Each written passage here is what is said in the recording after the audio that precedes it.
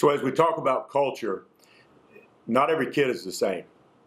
What we do as a coaching staff is we try to meet the kid individually where he's at, realizing that for one kid they may have 4 parents, for another kid they may be homeless and have nobody. And so knowing that every kid is different, we have to meet them. The big question for kids of whether they are accepted in this program and have a part is whether they'll meet us. There's 2 simple rules that I've used over the past 13 years here, and understand that I've made a lot of mistakes on the way, but I think I look at 2 things for kids. Number 1, do they love football? If they love football, I think they'll do a lot of things that they normally wouldn't do in order to be a part of the football program. The second thing I ask is, do they love their coaches?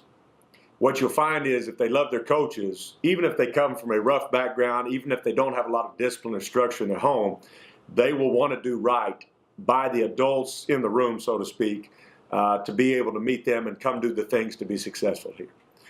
If the answer to the question is they don't love football, then there's really nothing we hold to them to make them want to do right, because it's not that big a deal to them. The second thing is if they don't love their coaches, at the end of the day, as much as they love the game, they're not going to want to do all the little things, whether it be in the classroom, do the right thing on the football field, because they will not respect authority and they will not care for their coaches enough to fix it.